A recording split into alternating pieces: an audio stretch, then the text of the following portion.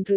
குடியேறிகள் அனுப்பும் பணத்திற்கு 5 விழுக்காடு வரி விதிக்கும் புதிய சட்டத்தால் வெளிநாடு வாழ் இந்தியர்கள் என்ஆர்ஐ H1B ஊழியர்கள் சர்வதேச மாணவர்கள் மற்றும் அமெரிக்க கிரீன் கார்டுகள் உள்ளவர்கள் உட்பட அமெரிக்காவின் அனைத்து பிற குடிமக்களும் நேரடியாக பாதிக்கப்படுவார்கள். 2.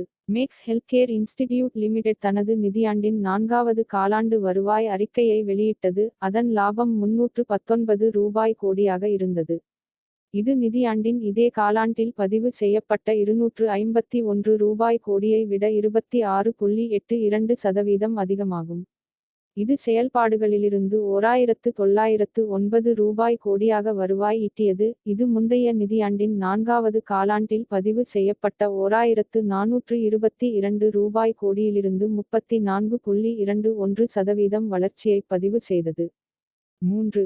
ஹிண்டால்கோ இண்டஸ்ட்ரீஸ் லிமிடெட் அதன் நிதியாண்டின் 4வது காலாண்டு வருவாயை ரூ. 5283 கோடியாக லாபத்துடன் வெளியிட்டது. இது நிதியாண்டின் இதே காலாண்டில் பதிவு செய்யப்பட்ட ரூ. 3174 கோடியுடன் ஒப்பிடும்போது 66.45% அதிகமாகும். இது செயல்பாடுகள் மூலம் ரூ. 64,890 கோடி வருவாயை பதிவு செய்துள்ளது. இது முந்தைய நிதியாண்டின் 4வது காலாண்டில் பதிவான ரூ. 55,994 கோடியிலிருந்து 15.89% அதிகமாகும். 4. ஜைடஸ் லைஃப் சயின்சஸ் லிமிடெட் அதன் நிதியாண்டின் 4வது காலாண்டு வருவாயை வெளியிட்டது. லாபம் ரூ. 1170 கோடியாக இருந்தது. மதிப்பீடுகள் இல்லை. இது FY24 இன் இதே காலாண்டில் பதிவு செய்யப்பட்ட ரூ. 1182 கோடியை விட சற்று குறைவாகும்.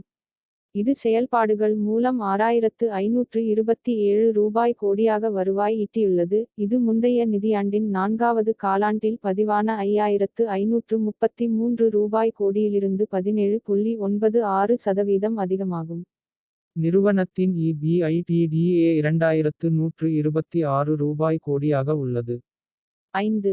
பாதுகாப்பு மின்னணு அமைப்பு சப்ளையர் பாரத் எலக்ட்ரானிக்ஸ் லிமிடெட் வெல் நிதியாண்டு 26ஆம் ஆண்டில் 27,000 கோடி ரூபாய் ஆர்டர் வரவை அறிவிக்கும் என்று எதிர்பார்க்கப்படுகிறது.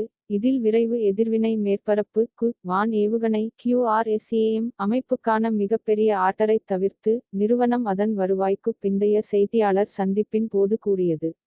6.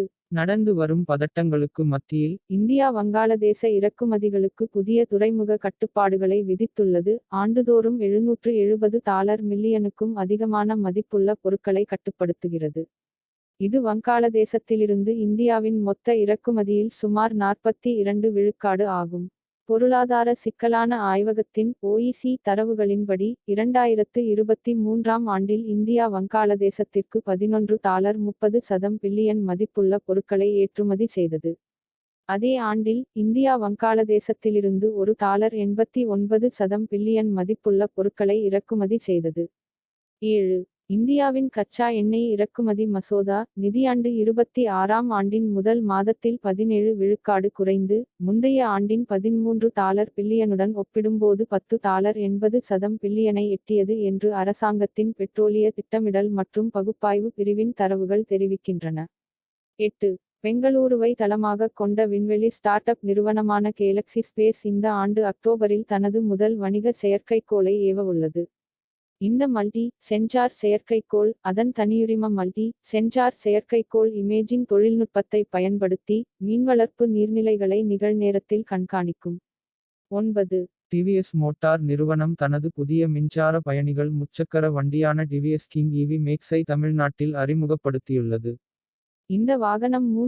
3 லட்ச ஷோரூம் விலையில் கிடைக்கும் என்று நிறுவனம் ஒரு அறிக்கையில் தெரிவித்துள்ளது.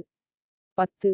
சைபர் பாதுகாப்பான தன்னாட்சி அமைப்புகளில் நிபுணத்துவம் பெற்ற டீப் டெக் ட்ரோன் நிறுவனமான ஜூபா சங்கம் டாக்ஸ் நிறுவனர் ராகுல் தேவனிடமிருந்து 5 கோடி ரூபாய் நிதி திரட்டியுள்ளது.